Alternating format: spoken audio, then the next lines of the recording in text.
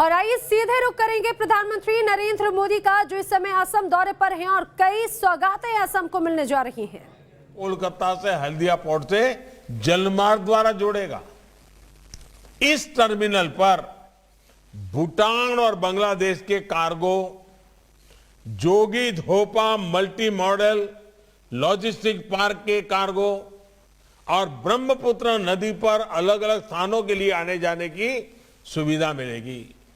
साथियों, अगर सामान्य जन की सुविधा प्राथमिकता हो और विकास का लक्ष्य अटल हो तो नए रास्ते बन ही जाते हैं।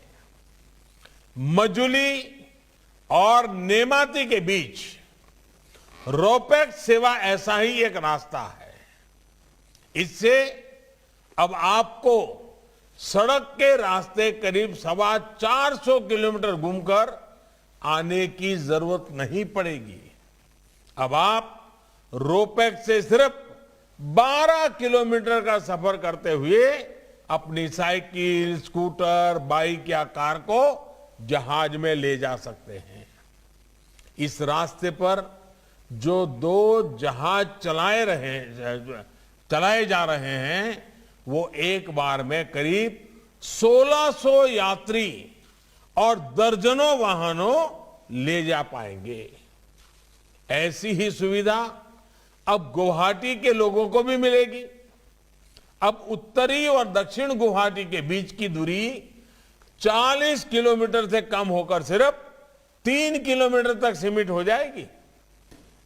इसी तरह धुबरी और हथसिंगीमारी के बीच इसकी दूरी करीब 225 किलोमीटर से कम होकर के 30 किलोमीटर तक रह जाएगी।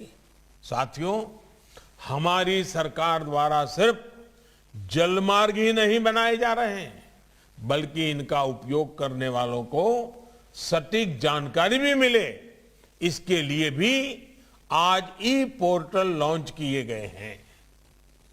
कार डी पोर्टल से नेशनल वाटरवे सभी कार्गो और कुछ से जुड़े ट्रैफिक डेटा को रियल टाइम पर कलेक्ट करने में मदद मिलेगी। इसी तरह पानी पोर्टल नौचालन के अलावा वाटरवे के इंफ्रास्ट्रक्चर से जुड़ी जानकारियां भी देगा। जीआईएस आधारित भारत मैप पोर्टल उन लोगों की मदद करता है जो यहां घूमने फिरने या व्यापार कारोबार के लिए आना चाहते हैं। आत्मनिर्भर भारत के लिए मल्टी मॉडल कनेक्टिविटी का देश में विकास हो रहा है। असम उसका बेहतरीन उदाहरण होने वाला है। भाइयों और बहनों, असम और नॉर्थ ईस्ट की वाटर, रेलवे, हाईवे कनेक्टिविटी के साथ ही इंटरनेट कनेक्टिविटी भी उतनी ही जरूरी है। इस पर भी लगातार काम हो रहा है। अब सैकड़ों करोड़ रुपए के निवेश से गुवाहाटी में नॉर्थ ईस्ट का पहला और देश का 6ठा डेटा सेंटर भी बनने वाला है। ये सेंटर नॉर्थ ईस्ट के सभी 8 राज्यों के लिए डेटा सेंटर हब के रूप में काम करेगा।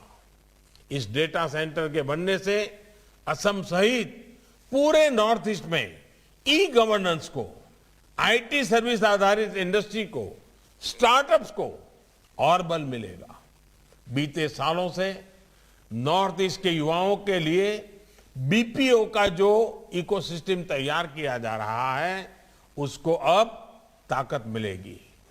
यानी एक प्रकार से ये सेंटर डिजिटल इंडिया के विजन को नॉर्थ ईस्ट में भी मजबूत करेगा।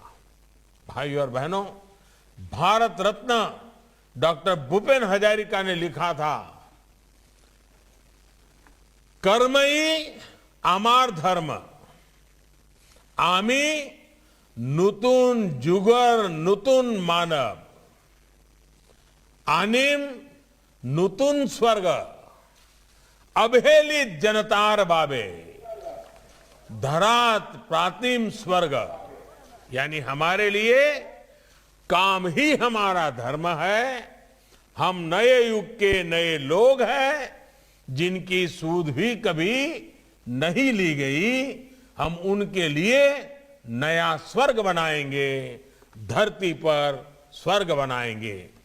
सबका साथ, सबका विकास, सबका विश्वास की इसी भावना के साथ आज असम और नॉर्थ ईस्ट सहित पूरे देश में सरकार काम कर रही है। ब्रह्मपुत्र के इर्द गिर्द समृद्ध हुई असमिया संस्कृति, अध्यात्म, जनजातियों की समृद्ध परंपरा और बायोडायवर्सिटी ये पूरे देश की बहुत बड़ी धरोहर है, हमारी गौरव गाथा है। श्रीमंत शंकर देव जी भी मजुली द्वीप इसी धरोहर को सशक्त करने के लिए आए थे।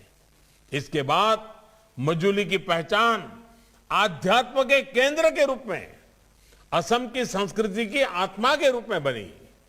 आप सभी ने क्षत्रिय संस्कृति को जिस प्रकार आगे बढ़ाया वो प्रशंसनीय है।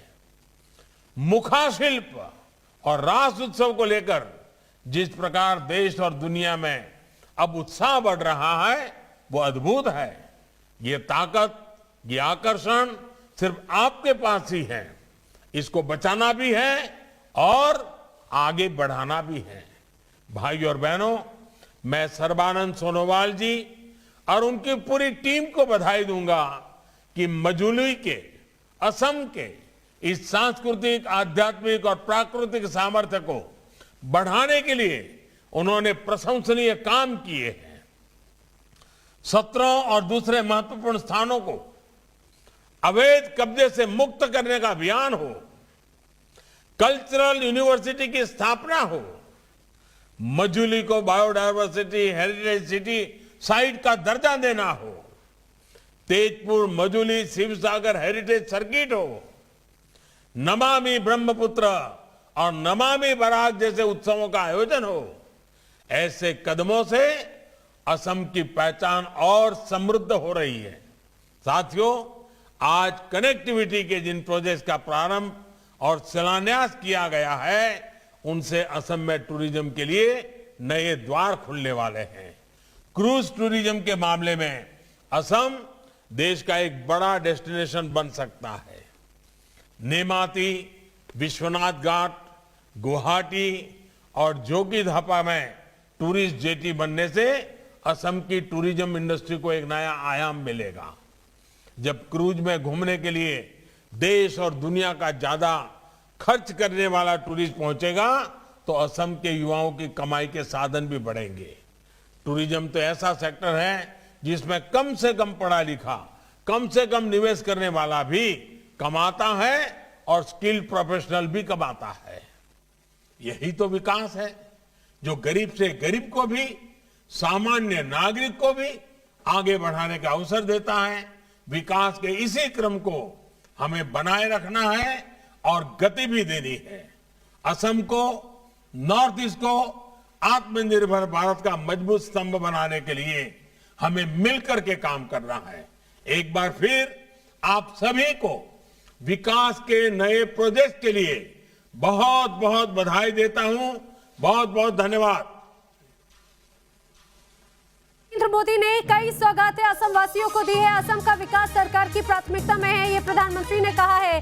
और सबसे खास बात ये कि एक पुल से कई जगहों की दूरी कम हो सके, इसको लेकर जो ब्रिज है उसकी भी शुरुआत की गई। और पीएम मोदी ने और कई तरह की सौगातें दी, खासतौर से कि लोगों के आवागमन में जो परेशानियां होती थी उस परेशानी को खत्म करने के लिए आज से बड़ी सौगात मिली है, जल परिवहन टर्मिनल। जी हां, इसी का उद्घाटन पीएम मोदी ने किया है। इसके अलावा पीएम ने माजुली ब्रिज की भी आधारशिला रखी है और इसके माध्यम से अब लोग एक जगह से दूसरी जगह आसानी से कम समय में जा सकेंगे। पीएम मोदी ने कहा कि नॉर्थ ईस्ट में विकास हो रहा है, डबल इंजन की सरकार से विकास और भी तेजी से होगा। नॉर्थ ईस्ट का विकास अब और भी ज्यादा तेज है। आपके वोट की ताकत असम को और ऊंचाई पर ले जाएगी। पीएम मोदी संबोधित कर रहे थे। त्रिपुरा हो, मेघालय और मणिपुर की दूरी अब कम हो सकेगी।